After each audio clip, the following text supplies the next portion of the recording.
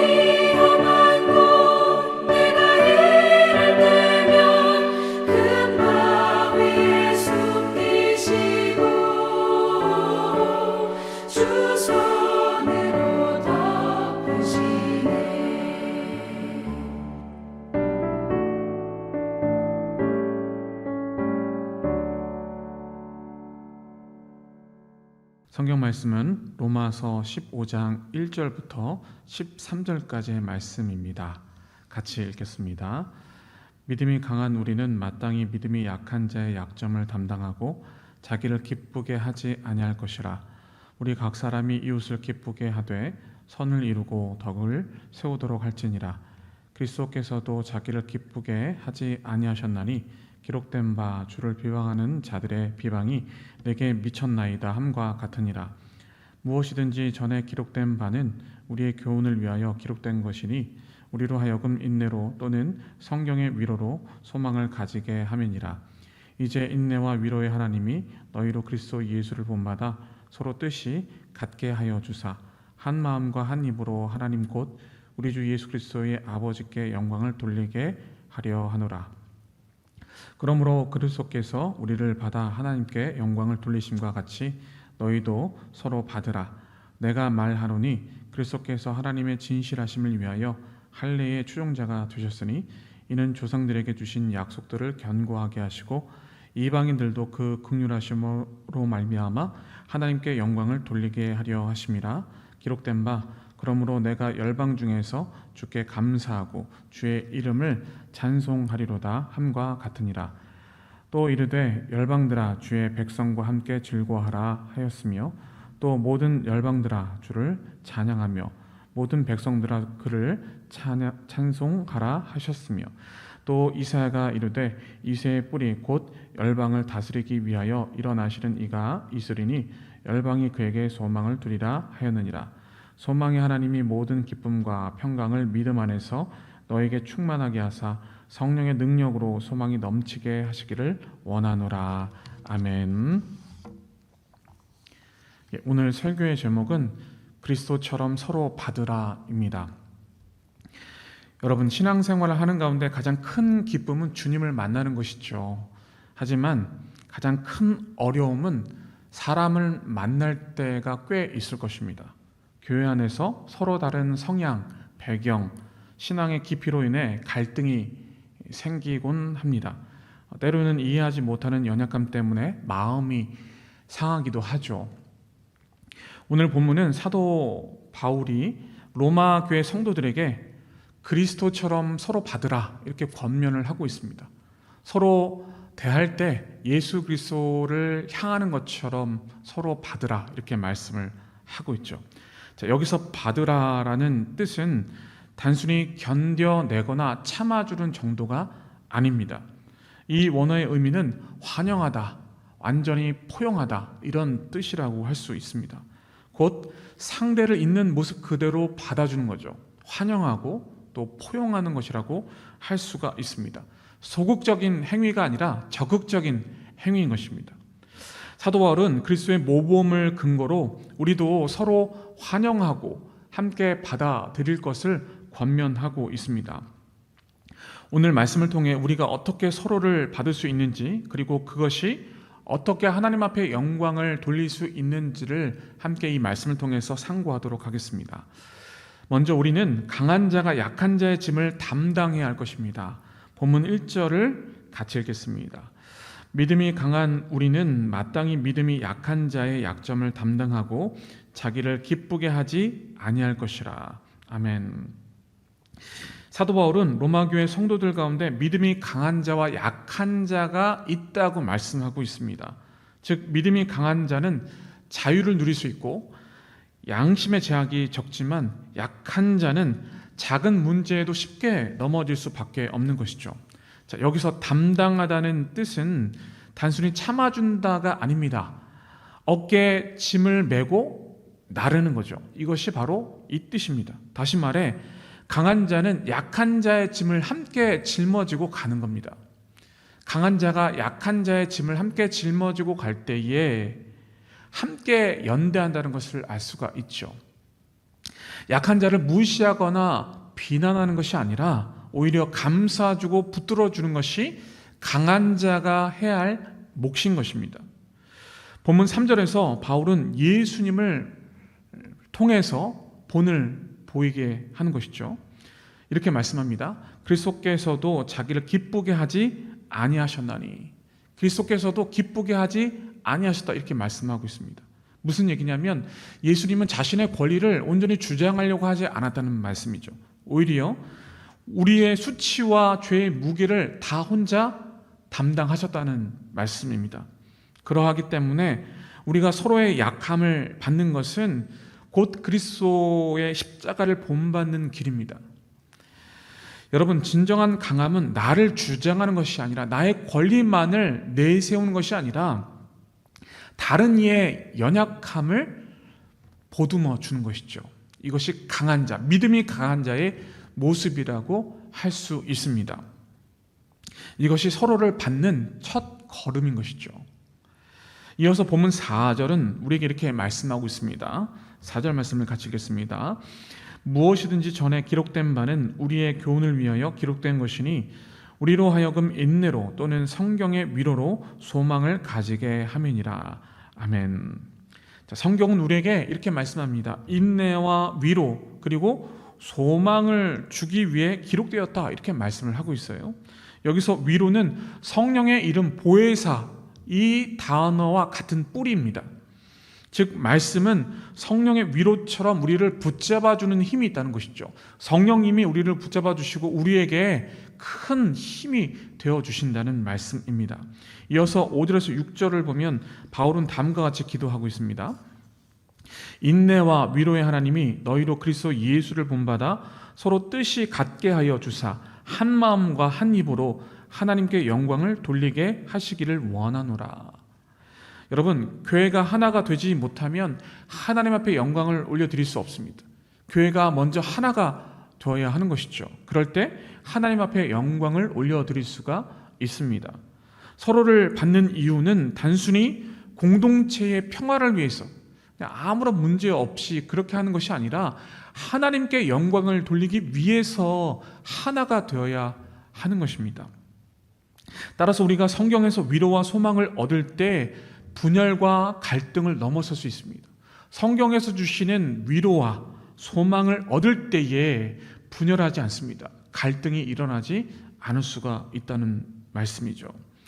그리고 성령의 힘이 우리를 하나로 만들 수 있습니다. 무엇보다 본문 7절에서 우리에게 핵심적인 말씀을 얘기해 주십니다. 자, 로마서 15장 7절 말씀을 같이 읽겠습니다. 그러므로 그리스도께서 우리를 받아 하나님께 영광을 돌리심과 같이 너희도 서로 받으라. 아멘.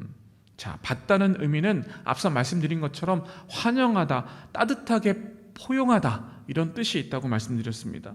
예수님께서는 우리를 거절하지 않으셨습니다. 그리고 우리가 죄인임에도 불구하고 우리를 다 받아주셨습니다. 이것이 은혜죠. 은혜의 예수님께서 우리를 다 받아주셨습니다. 똑같습니다. 우리 또한 다른 사람들을 은혜로 받아들일 수 있어야 하는 것이죠. 예수 그리스도 은혜 안에서 서로 받는 것이 우리에게 주어지는 말씀인 것입니다. 사도 바울은 이어서 예수님이 유대인과 이방인 모두를 다 받으셨다, 이렇게 말씀을 하고 있어요. 즉 유대인에게는 조상들에게 하신 약속을 이루시기 위해, 이방인에게는 하나님의 긍휼을 나타내시기 위해, 그리고 구약의 여러 말씀을 인용하면서 유대인과 이방인이 함께 찬양할 것을 권면하고 있습니다. 선포하고 있는 것이죠. 곧 교회의 보편성, 교회의 연합성을 보여주고 있습니다. 서로 다른 배경, 서로 다른 성향이 있지만 이렇게 성령 안에서 하나가 된다면 하나님 안에서 진정한 교회로 발돋움할 수 있다는 것을 말씀하고 있습니다. 이것이 바로 그리스도 안에서의 복음입니다. 이제 본문 마지막 절은 축도와 같은 말씀을 하고 있습니다. 자, 로마서 15장 13절 말씀을 같이 읽겠습니다. 소망의 하나님이 모든 기쁨과 평강을 믿음 안에서 너에게 충만하게 하사 성령의 능력으로 소망이 넘치게 하시기를 원하노라. 아멘. 여러분, 하나님은 소망의 근거가 되십니다. 아니, 하나님이 소망이 되십니다. 그래서 우리는 소망을 막연한 기대가 아니라 하나님의 말씀에, 하나님의 약속에 근거한 확실한 진정한 그런 하나님의 바람이 될 수 있는 것이죠. 성령님께서는 우리에게 소망을 주시면서 우리를 위로해 주십니다. 그리고 우리가 다시 한번 모든 환경과 갈등을 뛰어넘어서 하나가 되게 하시며 서로를 받게 하신다는 것을 알 수가 있는 것이죠. 오늘 말씀의 메시지를 요약을 해드리겠습니다. 먼저, 강한 자는 약한 자의 짐을 함께 짊어져야 합니다. 참된 강함은 책임을 지는 것입니다. 연약한 자를 일으켜 세워주는 것이죠. 아울러 서로 받는 것은 하나님께 영광을 올려드리는 것입니다. 서로 받는다는 것은 하나님 앞에 영광을 올려드린다는 뜻인 것이죠. 교회의 연합과 일치를 말씀하고 있습니다. 마지막으로 그리스도께서 우리를 받아주셨습니다. 조건 없는 환영으로 우리를 받아주신 거예요. 죄가 많은 우리를 주님께서는 정말 한결같이 받아주셨습니다.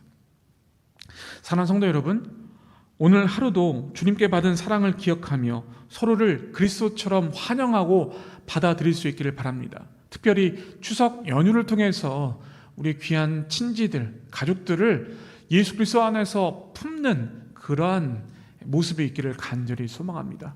그럴 때에 진정으로 하나가 될 수 있으며 성경에서 말씀하는 소망이 우리 가운데 있을 수 있습니다. 이 사실을 잊지 마시고 늘 믿음으로 승리하셔서 주님의 나라를 온전히 일궈가는 믿음의 백성들이 다 되시기를 간절히 소망합니다. 기도하겠습니다. 사랑과 은혜가 충만하신 하나님 아버지, 오늘도 새벽에 저희들을 불러주시고 주님의 말씀을 들려주셔서 감사드립니다. 주님, 우리를 죄인 되었을 때에도 외면하지 않으시고 그리스도 안에서 조건 없이 받아주신 은혜를 기억합니다.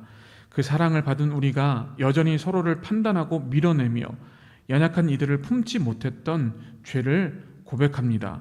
용서하여 주시옵소서. 믿음이 강한 자로서 약한 자의 짐을 대신 져주는 참된 강함을 배우게 하시고 교회 모든 지체들이 한 마음과 한 입으로 주님을 찬양할 수 있도록 도와 주시옵소서. 감사드리오며 예수 그리스도의 이름으로 기도하옵나이다. 아멘. 이 시간에는 교인의 생업을 위해서 각자의 기도 제목을 위해서 함께 기도하겠습니다. 우리 주여 3번 외치고 기도하겠습니다. 주여, 주여, 주여.